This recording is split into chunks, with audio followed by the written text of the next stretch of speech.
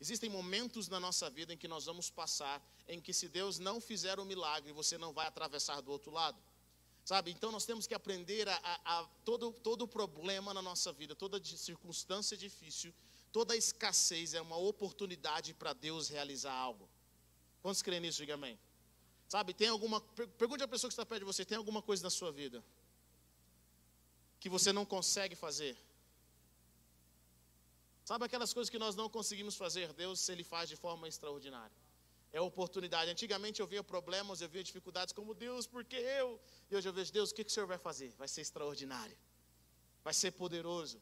Deixa Deus encher a sua vida de milagres. Sabe, eu sempre relembro. E é interessante porque o tempo de Deus, quando você começa a trabalhar com relação ao tempo de Deus, o ciclo de Deus é 7. Diga comigo, o ciclo de Deus é 7. Então Deus cria o mundo em 6 dias e no 7º Ele descansa. Então quando Deus cria Israel, Ele cria períodos de 7, 7, 7. Então o princípio de Deus é 7. A cada 500 anos no mundo, se você for estudar a história, você vai perceber que o mundo tem um reset. As coisas zeram. Nós estamos vivendo agora, nesse ano de 2020, nesses últimos 20 anos, houve um reset no mundo. Houve como se Deus estivesse transferindo o poder das mãos de alguém para um outro grupo.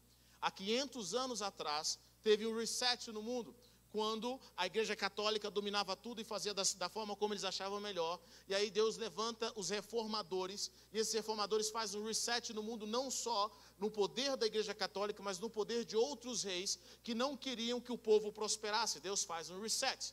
Agora nós estamos vivendo um reset de novo no mundo, no qual o poder de influência, ele mudou. Imagine comigo que pessoas como eu, mais ou menos, que têm cerca de uns 30 anos, né? A gente ainda é gatinho, é ou não é? Se você é como eu, que tem uns 34 anos, ninguém há 15 ou 20 anos atrás imaginaria que um dia a televisão não seria o maior meio de comunicação. Você consegue entender o tanto de dinheiro que os meios de televisão perderam para a internet?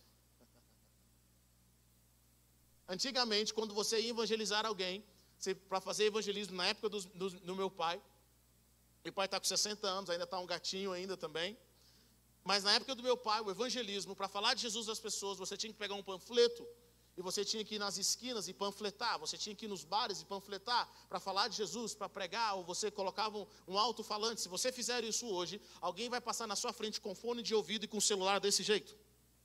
Então, qual é a forma que nós alcançamos pessoas hoje? Qual é a forma que nós somos influenciados? É através das mídias, das redes sociais. Nós somos influenciados de uma forma completamente diferente. Ninguém há 40 anos atrás podia prever de forma tão clara que isso iria acontecer, mas nós estamos vivendo exatamente nesse momento.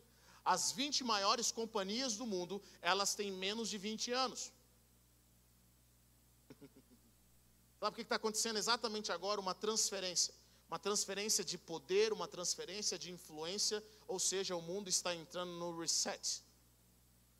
E quando você começa a entender os tempos de Deus, quando você começa a entender as estações de Deus, você se prepara e se move de acordo com a estação de Deus. Quem poderia imaginar que no ano de 2020, o mundo inteiro iria parar? Algo está acontecendo. E a pergunta que nós temos que fazer é: Deus, o que o Senhor está pretendendo fazer? Qual é a estação que nós estamos vivendo agora? Esse ano nós somos forçados a ficar em casa. Nós somos forçados a olhar uns para os outros. Não é à toa que esse ano foi um ano, com certeza, dos maiores índices de divórcio que teve. Porque até então muitas pessoas estavam divorciadas, só que não tinha tempo.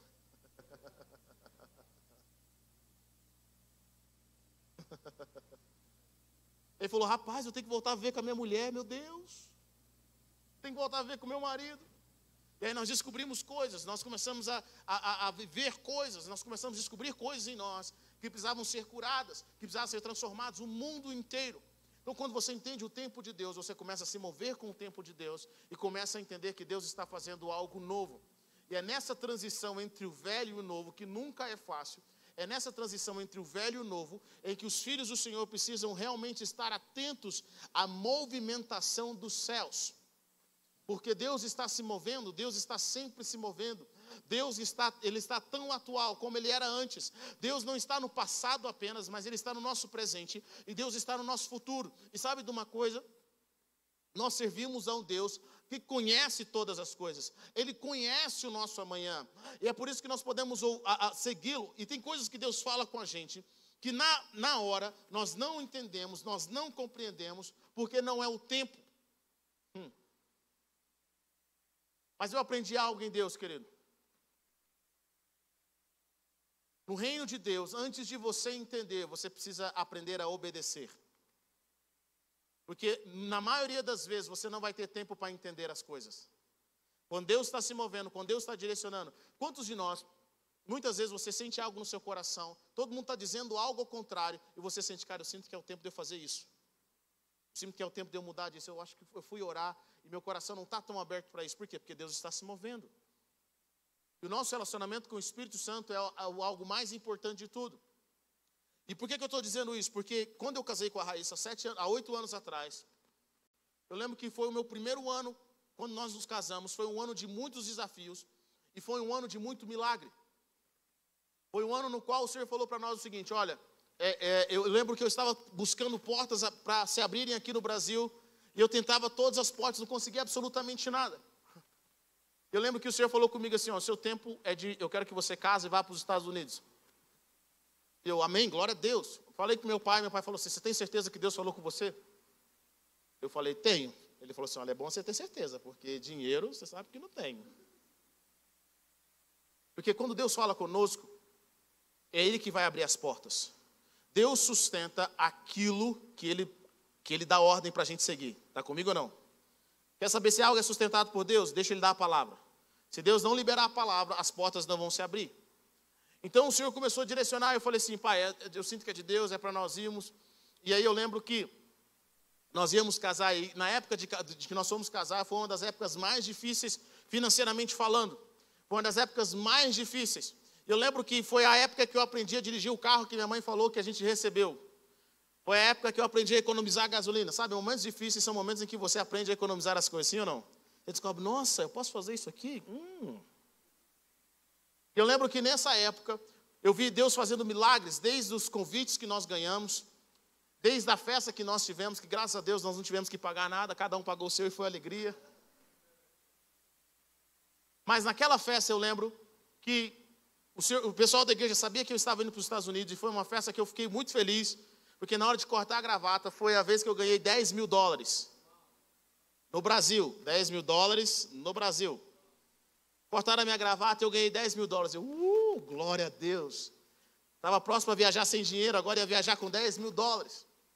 E aí, quando eu fui aos Estados Unidos, eu lembro que a primeira viagem de avião, minha esposa estava tão feliz na primeira viagem de avião, nós passamos pelo Panamá, era a mais barato que tinha. É aquela viagem que você faz a conexão 24 horas, assim, a viagem total é 24 horas. Olha só, daqui para os Estados Unidos. Minha esposa estava muito feliz. Quando a gente está viajando de avião pela primeira vez, a gente fica muito feliz. E eu lembro que, quando nós chegamos em Nova York, ela ficou tão feliz. A única certeza que eu tinha, querida, até aquele momento, era que eu tinha alugado um hotel por uma semana. O restante, como eu ia comer quando eu aluguei o hotel, eu não sabia, não tinha ideia. Como ia funcionar, o restante Deus foi provendo tudo. No meio da semana da lua de mel, um amigo me liga e fala o seguinte, olha, Heber, eu quero abrir uma Deus Solvedor aqui, e eu queria que você me ajudasse. Você tem como vir para cá? Eu comprei as passagens, eu fui para a Flórida, e foi assim que eu comecei a mover para a Flórida. Mas lá naquele lugar, sabe quando você está naquele lugar, e ainda você sente que não é de Deus ali? Você sente que ainda não é o lugar certo, que Deus te leva para uma estação, mas aquela estação vai te levar para uma outra estação. E naquele lugar, naquela cidade onde nós estávamos, eu lembro que nós estávamos orando, nós estávamos no quarto, e nós estávamos buscando ao Senhor, porque Deus, as portas não se abrem aqui, o que o Senhor quer que a gente faça, onde o Senhor quer que nós vamos, e nós começamos a orar, e Deus me direcionou e falou, olha, busca conferências. E nessas conferências, o Senhor me levou para onde nós temos casa hoje, onde nós temos igreja, que é Sarasota. Nós não sabíamos de Sarasota, nós simplesmente fomos atrás daquilo que Deus queria que nós fôssemos. E nós tivemos que começar do zero. Eu lembro que nessa época foi uma época em que o Senhor nos sustentou poderosamente. Foi uma época onde Deus fez um milagre da nossa casa. Que se eu for contar todo esse testemunho aqui, não tem como nem trazer a ministração de hoje. Mas eu lembro que foi uma época que nós começamos tudo do zero. Foi uma época que a casa que nós alugamos, nós tínhamos o dinheiro para o aluguel, mas nós não tínhamos o dinheiro para os móveis. Eu lembro que foi uma bênção porque meu irmão chegou nessa época lá, ele foi me visitar. Eu estava recém-casado. E ele estava assim, ele estava triste por mim, Ele falou, poxa Deus, abençoa meu irmão, está passando essa fase difícil aqui nos Estados Unidos, abençoa meu irmão. E ele falou assim, Deus, eu não aceito, até eu ir embora daqui, meu irmão não ter os móveis dessa casa. E eu lembro que, em um dia, uma pessoa falou, pastor, tem uma pessoa que eu trabalho, que ela tem uns móveis aqui de uma casa e ela está doando, você não quer pegar não? Ela falou para um amigo nosso, esse amigo falou, na hora, nós fomos lá, em um dia minha casa encheu de móveis. Em um dia, toda a minha casa se encheu de móveis. Sabe, é desse tipo de milagre que nós vivemos. Nós começamos do zero e Deus foi dando casa, foi fazendo todas as coisas. Nós passamos por uma estação. Olha que interessante. Esse ano é o 8º ano casado, que na realidade é o primeiro ano dos próximos 7. E nesse primeiro ano, da nossa próxima estação, foi um ano onde nós passamos dificuldades, e nós tivemos que começar do zero. E Deus falou algo com a minha esposa, Ele falou algo para a minha esposa, Ele falou o seguinte, Ele falou, você consegue perceber que há 7 anos atrás vocês começaram do zero? E agora vocês estão começando do zero de novo? Só que o zero do qual vocês estão começando não se compara com o zero de 7 anos atrás. Vocês estão começando de um novo patamar. Vocês estão comigo ou não? Se nós não entendemos as estações de Deus, nós acabamos desesperando.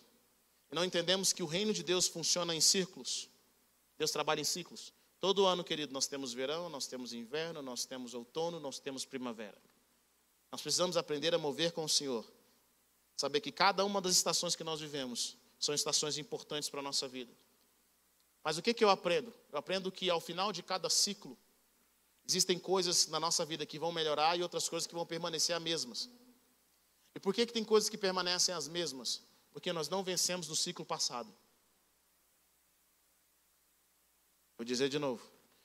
Tem coisas na nossa vida que se nós não vencemos agora, nós vamos ter que vencer daqui 7 anos. Daqui 14 anos. Daqui 21 anos. É por isso que eu encontro pessoas que estão gastando a vida inteira delas resolvendo o mesmo problema, mas elas nunca terminam.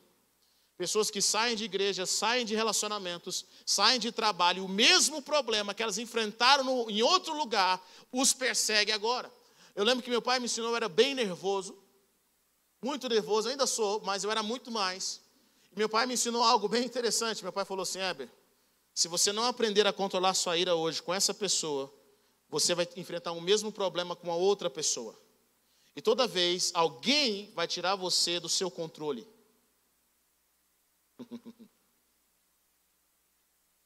Está comigo ou não? Quais são as coisas que você sempre tem que enfrentar? É rejeição? É inferioridade? Quais são as coisas que nós sempre temos que enfrentar? São as mesmas coisas que nos fazem cair. São rostos diferentes, mas é a mesma coisa. São figuras diferentes, mas é a mesma coisa. Sabe, Deus está nos dando a oportunidade hoje de nós identificar essas coisas. Porque a vantagem de quando nós identificamos já é meio caminho andado, porque você consegue perceber quando aquela época está chegando. E aquilo que nós não vencemos, nós nos tornamos escravos. E sabe, Jesus fala que para isso o Filho de Deus se manifestou, para desfazer as obras de Satanás. Deus não nos chamou para sermos escravos de nada. Deus não nos chamou para sermos escravos. E hoje o Senhor tem nos dado a oportunidade de identificar essas áreas da nossa vida. Hoje o Senhor tem nos dado a oportunidade de identificar essas áreas que nós vencemos e as áreas que nós não vencemos. E às vezes você vai passar por problemas parecidos. Você vai passar por problemas parecidos. E você vai identificar qual é a sua reação diante daquele problema. Talvez algumas pessoas podem dizer, cara, se eu passei por isso há alguns anos atrás, e o meu coração eu fiquei completamente destruído, mas agora eu estou passando por isso de novo, mas eu me sinto fortalecido. Eu sinto que eu conheço um pouco mais de Deus. Abra sua Bíblia comigo em Gênesis capítulo 1. Versículo 26.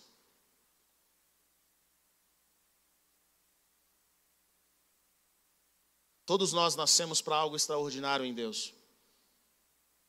Quantos creem nisso, diga amém. Quero dizer para você que nós só temos uma vida. O dia de ontem não volta. E o pior de tudo, aquilo que nós plantamos ontem, nós vamos colher amanhã. Querendo ou não, gostando ou não, nós vamos colher amanhã. Deus perdoa pecado, sim ou não? Deus perdoa pecado, sim ou não? Mas nós escolhemos Ele. A palavra de Deus fala em Provérbios para nós buscarmos sabedoria com tudo que nós temos, para nós buscarmos entendimento, para nós buscarmos conhecimento. E no Salmo 90, Moisés ora: Senhor, ensina-nos a contar os nossos dias, de forma que nós alcancemos um coração sábio. Sabe o que eu aprendi? Que o nosso maior desafio é alcançar um coração sábio. Porque uma vez que você alcança um coração sábio, você sabe exatamente o que você está plantando, você sabe exatamente o que você está colhendo, você sabe exatamente como resolver problemas. Não se engane, o salário do pecado sempre vai ser a morte. Sempre vai ser destruição. Alguém vai pagar por isso. O princípio de herança no reino de Deus existe. Ainda que nós não queiramos, seja a herança boa ou seja a herança ruim, sim ou não? O princípio de colheita existe. Mas o Senhor, quando nós temos o coração sábio, o Senhor nos dá a oportunidade de mudar o nosso destino e de plantar no nosso dia a dia coisas que vão ser bênçãos não apenas para nós, mas para a nossa geração. Em Gênesis capítulo 1, versículo 26, diz o seguinte: Então Deus disse: façamos o homem à nossa imagem, à nossa semelhança, e que eles governem sobre os peixes do mar, sobre as aves do céu, dos animais sobre a terra e sobre todas as criaturas rastejantes que se rastejam sobre a terra. Portanto, Deus criou a humanidade à sua imagem, a imagem de Deus ele os criou, criou os macho e fêmea. Deus os abençoou e lhe disse: sejam férteis, multipliquem-se, encham a terra e a dominem. Governem sobre os peixes do mar, as aves do céu, sobre as aves de toda criatura viva que rastejam sobre a terra. Então Deus disse: vejam, em toda a terra eu dou a vocês como alimento toda planta que produz sementes e todo tipo de fruto com sementes, e todo animal selvagem, ave do ar e criatura que rasteja sobre a terra, em que não há alma viva, em que há uma alma viva, eu dou como alimento todas as espécies de plantas. E assim aconteceu. Deus viu que tudo o que ele fez, e isso de fato era muito bom. Amém? Pai, eu quero orar pela vida dos teus filhos, eu quero orar pela manifestação do reino de luz, do reino da tua presença. Eu oro para que o espírito de revelação, o espírito de entendimento, o espírito que nos convence do pecado, da justiça e do juízo, venha sobre os nossos corações. Senhor, nunca é tarde para nós nos arrependermos e para nós movermos por um próximo tempo nas nossas vidas. Porque o Senhor tem planos para nós, Pai, planos de nos fazer prosperar, planos de nos prosperar, Deus, plano de mudar as nossas vidas. O Senhor tem plano para nós. E eu oro nessa noite, Espírito Santo, que o Senhor venha com o teu poder de forma poderosa, que nós não possamos abrir mão do melhor do Senhor para nós, que nós não possamos abrir mão daquilo que o Senhor preparou para as nossas vidas. É o que nós pedimos em nome de Jesus. Amém. Amém. Bom, quando Deus cria o homem sem pecado, Deus cria o homem sem a tentação para o pecado, Deus cria o homem com o intuito de viver para sempre.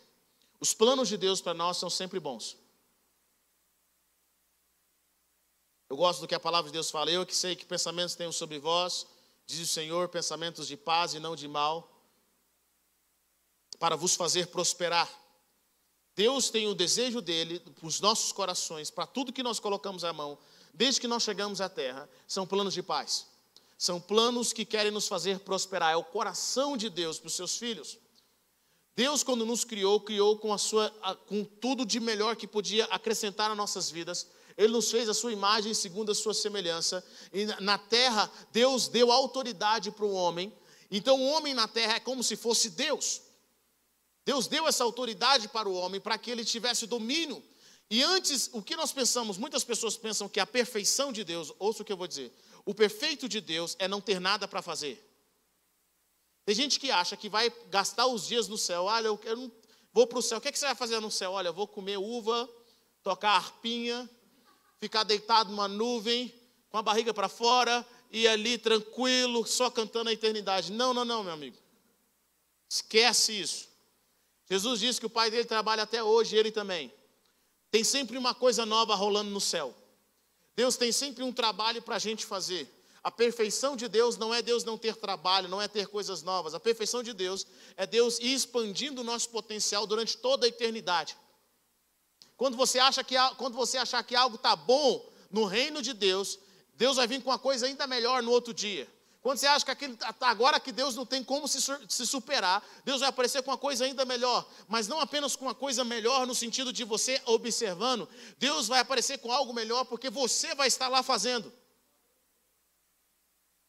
Então, no capítulo 2 de Gênesis, até o capítulo 3, tudo é perfeito. No capítulo 2 de Gênesis, antes de Deus dar uma mulher para Adão, Deus dá um trabalho.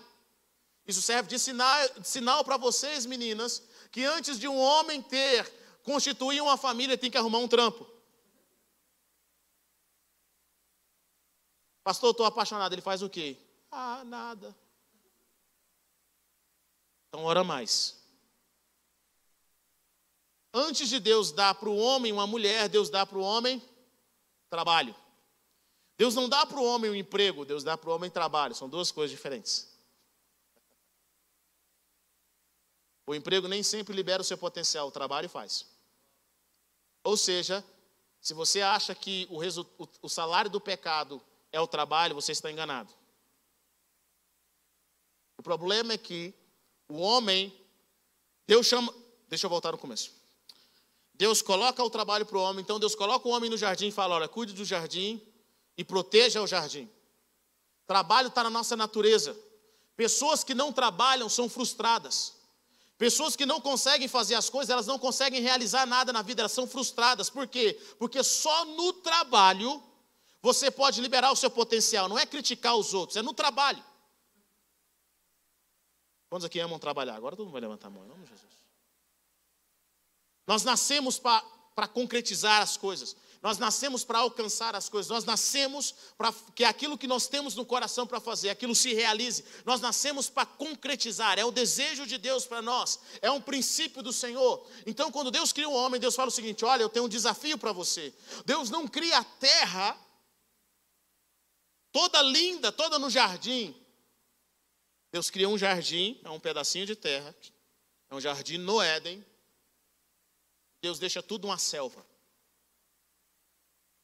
A terra ainda era uma selva. Por que Deus faz isso? Porque Deus fala o seguinte, eu criei o homem e o trabalho do homem é preencher a terra.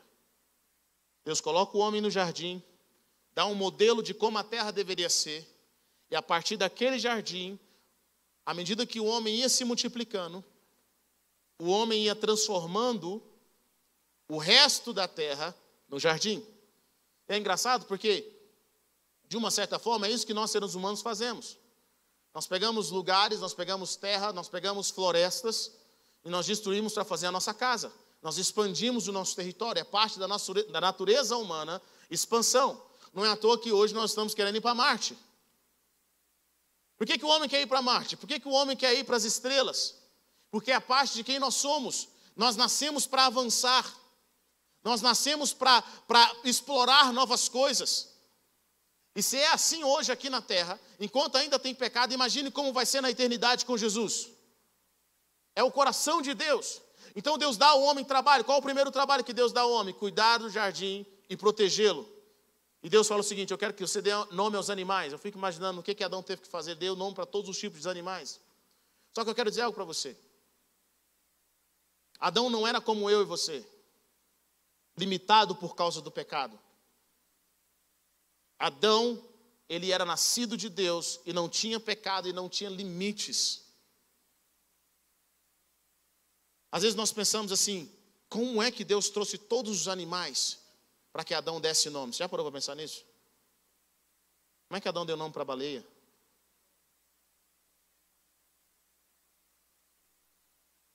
Como é que Adão deu nome para o tubarão? Será que a baleia saiu do mar e entrou assim, foi na terra e eles vieram? Ou será que Adão podia entrar na água? Será que o espírito de Adão, assim como ele tinha o espírito de Deus, podia simplesmente ir em todos os lugares da terra? Será que Adão precisava de avião para ir para o outro lado da terra?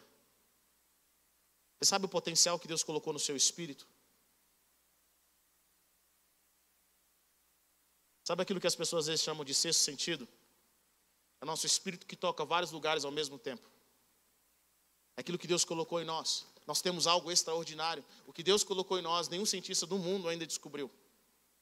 Eles sabem que nós temos potencial, mas eles não sabem como desbloquear esses potenciais que Deus colocou no espírito homem. Aquilo que tem em nós, nós sabemos que nós não usamos toda a nossa capacidade. E por que nós não usamos toda a nossa capacidade? Por causa do pecado. Nós sabemos que existe muito mais, que Deus tem muito mais para nós. Sabe, querido, eu tenho certeza disso. Não é apenas isso que nós estamos vivendo hoje, que Deus nos criou para viver. Deus tem muito mais para nós.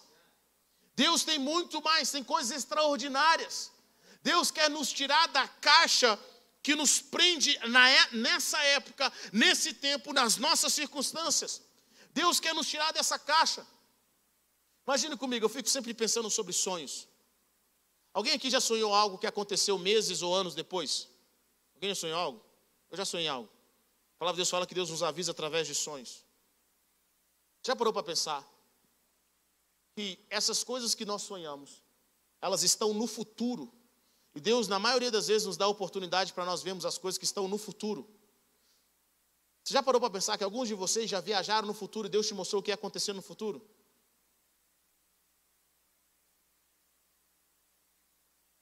Já parou para pensar que João viu o que ia acontecer no futuro? Bom, ninguém te ensinou que você podia ir ao futuro. Mas na Bíblia está lá. Por que está dizendo isso? Porque a própria palavra de Deus fala que Deus é o Deus de ontem, de hoje, de amanhã e eternamente. Sim ou não? É engraçado observar porque Einstein falava que o tempo é algo que acontece, a unidade de tempo, da forma que acontece, ela acontece aqui na Terra. Nós temos noção de tempo por causa da luz. Se tudo fosse transformado, ele estava chegando a um ponto em que ele sabia que o homem de alguma forma poderia viajar no tempo se ele conseguisse conectar com a luz. Fico pensando o que ele tinha na cabeça nos anos 50. Mas isso está muito fora do nosso alcance. E sabe por que quando nós falamos sobre essas coisas isso parece estranho? Porque na realidade nós estamos presos. Estamos presos aonde? Nós estamos presos nos nossos problemas do dia a dia. Então nós não temos tempo para pensar em coisas que nos tirem desses problemas. Nós estamos sempre abaixo. Nós estamos sempre limitados.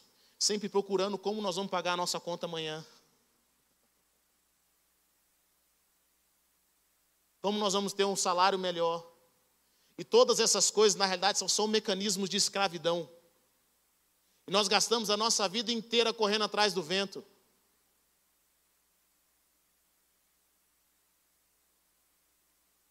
É por isso que nós perdemos o tempo, nós não temos mais tempo para sonhar. Eu quero dizer para você, querido, eu vou dizer mais uma vez. Em nome de Jesus, a vida que você está vivendo não é a vida que Deus planejou para você. Deus quer que você viva acima das suas circunstâncias. Jesus veio para te libertar dessa matriz, onde você só é mais um pedaço no sistema do mundo, que está roubando a sua energia, o seu tempo e o seu propósito. Deus te chamou para viver acima das nuvens. É por isso que Jesus nos emociona muito. Quando você estuda a história de Jesus e você vê quem Jesus é, Jesus está sempre desafiando o nosso natural. Ele está sempre dizendo que existem leis superiores às leis que nós estamos vivendo hoje. Pensa, Jesus fala o seguinte, é lindo. Jesus fala o seguinte, quem tem 2 túnicas, dê uma. Alguém lembra dessa passagem? Jesus não fala quem tem 10, dê uma. Ele fala quem tem 2. Qual é o mínimo que eu tenho que dar para alguém? Quando você tem 2. Não é quando você tem uma, que é a única do seu corpo, quando você tem 2.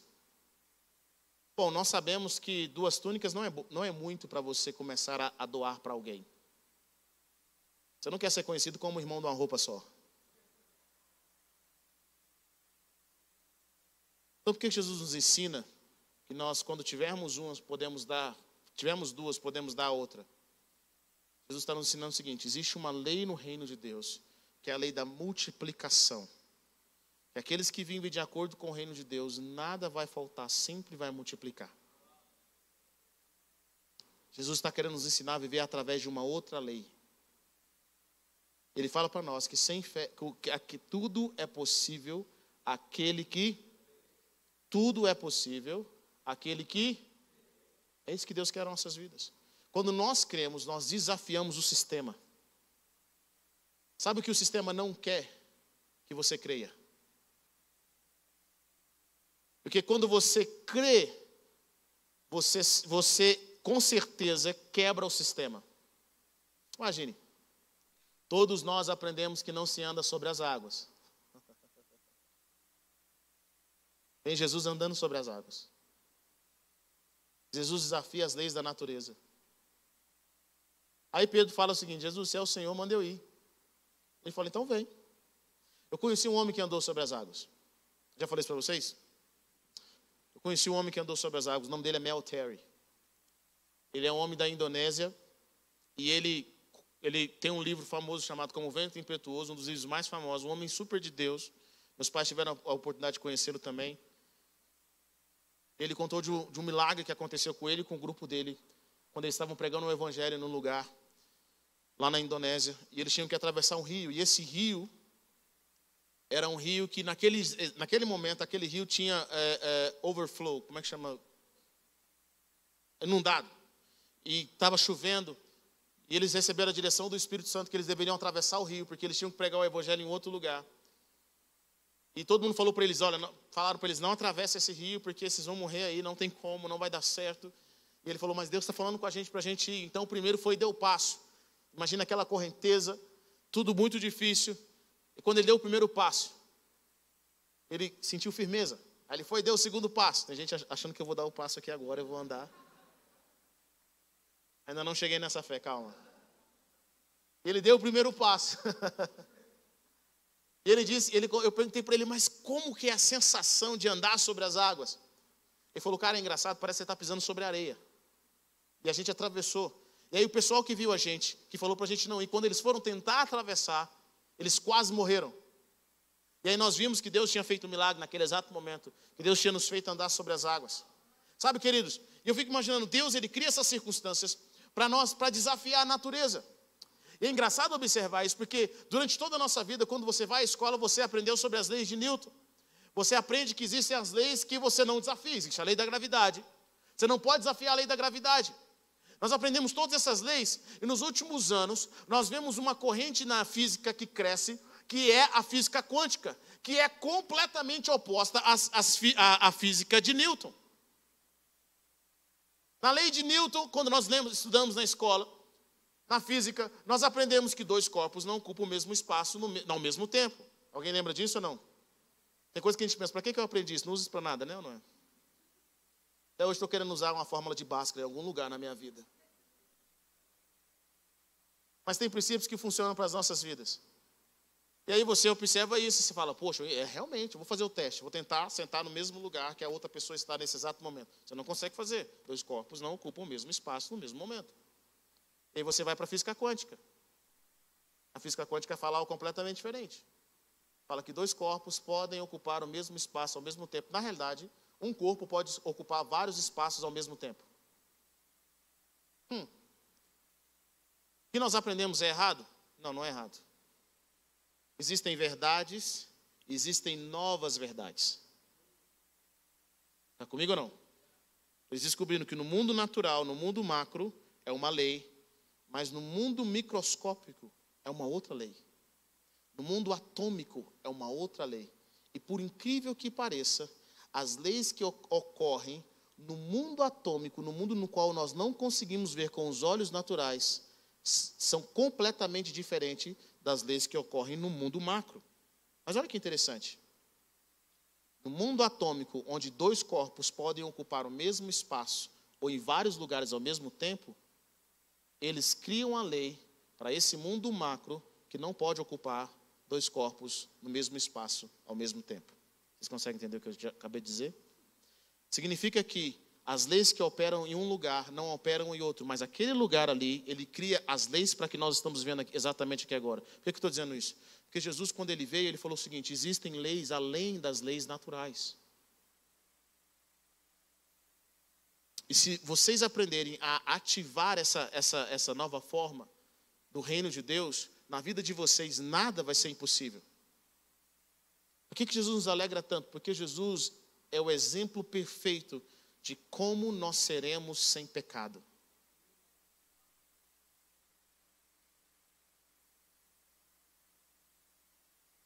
Ele é o exemplo perfeito de como nós seremos sem pecado. Bom, não sei se você leu na sua Bíblia, mas Jesus atravessava paredes.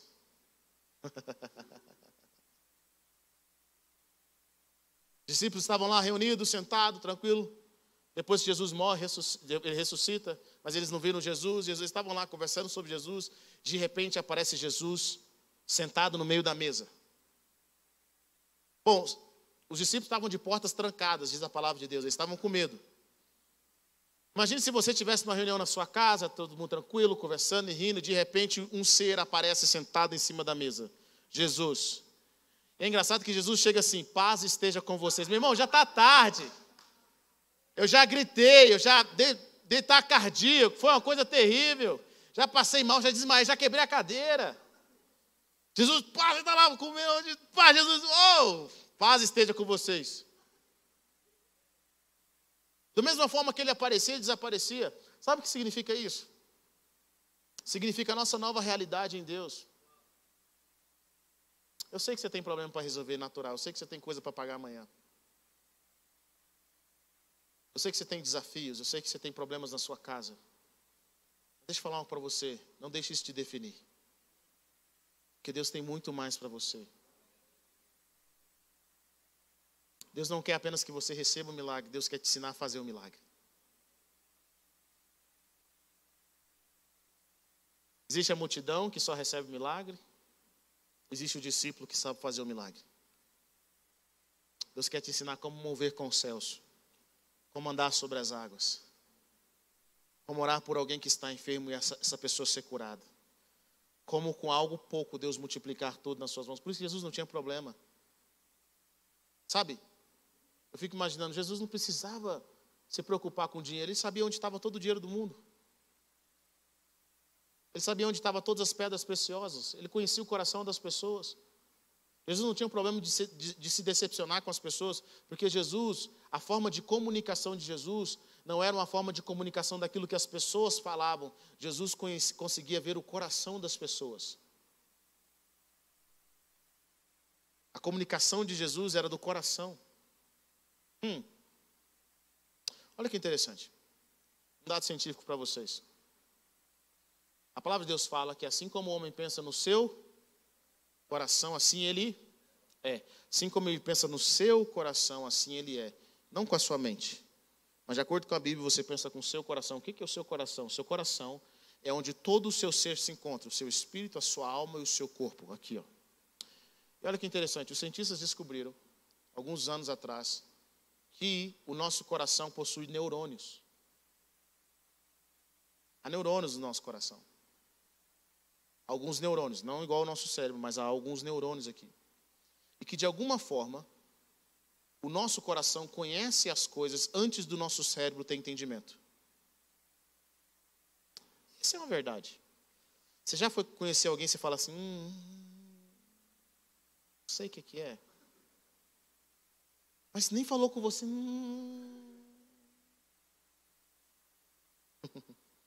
Você conversa com alguém, você chega perto daquela pessoa, você sente que ela não está bem?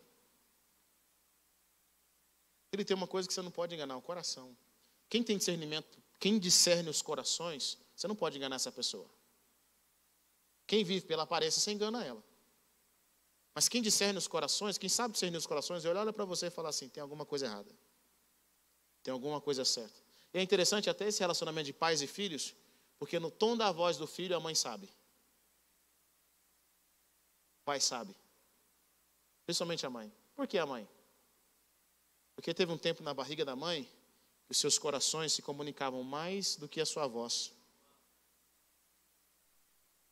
Então é algo que acontece quimicamente, é algo que acontece de coração para coração. E nós começamos a observar essas coisas. A Bíblia diz que Jesus conhecia os corações. Ele conhecia os corações. Ele sabia o que estava nos corações. As pessoas falavam algo, mas Jesus sabia o que estava no coração. E quando nós começamos a entender isso, nós começamos a buscar um novo conhecimento, nós começamos a buscar aquilo que Deus quer ministrar aos nossos corações, não apenas na nossa mente. Essa é a nova realidade do crente. Deus quer nos ensinar a comunicar com os corações. Existe uma nova forma de comunicação que Deus quer trazer sobre as nossas vidas. Existe uma nova forma de entender as coisas. Jesus nos ensina, quando a palavra nos ensina a buscar as coisas do alto, não é que Deus quer que a gente viva pobre para sempre. Pelo contrário, eu acredito que a pobreza é um sinal da queda. Deus não nos fez nascer para sermos pobres. Se você acha que passar fome, não ter onde morar é de Deus, tem alguma coisa errada com a sua mente. Se você acha que quando você vê pessoas na rua mendigando, não tem o que comer, é algo que é do coração de Deus, tem algo muito errado na nossa mente. Nós não nascemos para a pobreza, não nascemos para a miséria, não nascemos para a escassez, porque isso não é o coração de Deus. Está comigo ou não? Amém? Quem já foi pobre sabe o que eu estou falando. Ser pobre não é divertido. Pode ser divertido estar com a família, mas não é divertido. Não é o coração de Deus enfermidade. Não é o coração de Deus que nós morramos. É por isso que a palavra de Deus fala que Cristo se revelou para desfazer as obras de Satanás. E quais são as obras de Satanás? Nós podemos ver as obras de Satanás em todos os lugares. Morte, pobreza, confusão, todo tipo de tristeza. Jesus veio para transformar a humanidade. É o coração dele. Sabe, nós estamos chegando perto ao Natal. E toda vez que eu chego perto do Natal, eu começo a meditar sobre o que Jesus fez na cruz do Calvário e as consequências disso nas nossas vidas. A palavra de Deus fala que o próprio Deus se fez pobre para nos enriquecer. Então, toda vez que nós fazemos ações sociais, como nós fizemos no final de ano, graças a Deus, chegamos ao marco de 600 cestas. Pode aplaudir Jesus por isso. Sabe de uma coisa? Nós simplesmente estamos fazendo aquilo que está no coração de Deus, que é tirar o máximo de pessoas da pobreza, da ignorância. Deixa eu falar algo para você, Deus não ama ignorância. Ser cristão não é ser ignorante, porque o diabo reina através da ignorância. Mas Jesus sempre reina através da verdade, sempre reina através da luz. Esse é o propósito de Deus. A palavra de Deus fala, busquem conhecimento, busquem sabedoria. O que Deus quer gerar nas nossas vidas é algo que nem olhos viram, nem ouvidos ouviram. Deus quer colocar algo sobrenatural nas nossas vidas. E sabe de uma coisa? Ele está nos chamando hoje para sair daqui de baixo e começar a nos movimentar com Ele lá em cima. Jesus fala, eu tenho um caminho melhor para você.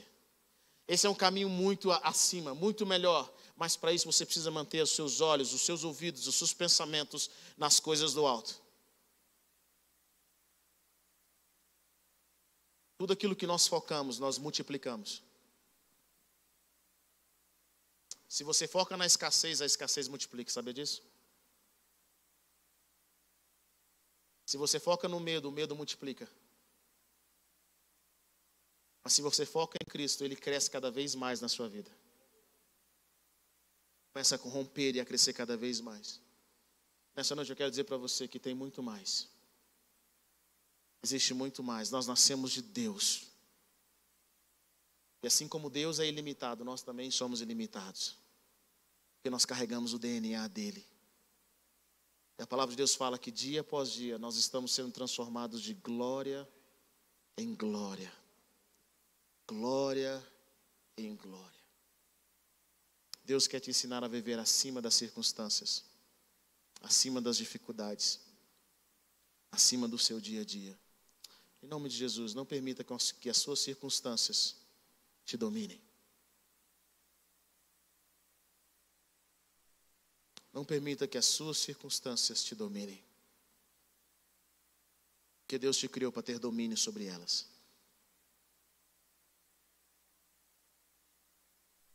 Toda pessoa que estava possessa de espíritos malignos, Jesus libertou. Nós vemos na Bíblia, nos relatos bíblicos, que os mortos que Jesus encontrou, Ele ressuscitou.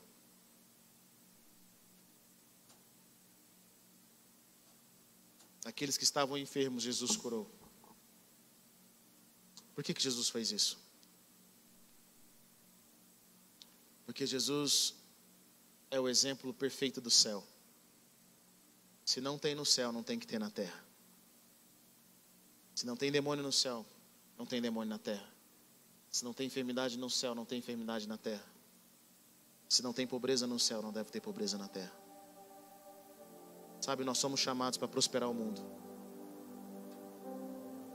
Nós somos a provisão de Deus para o mundo. Nós somos a cura, a restauração, a transformação.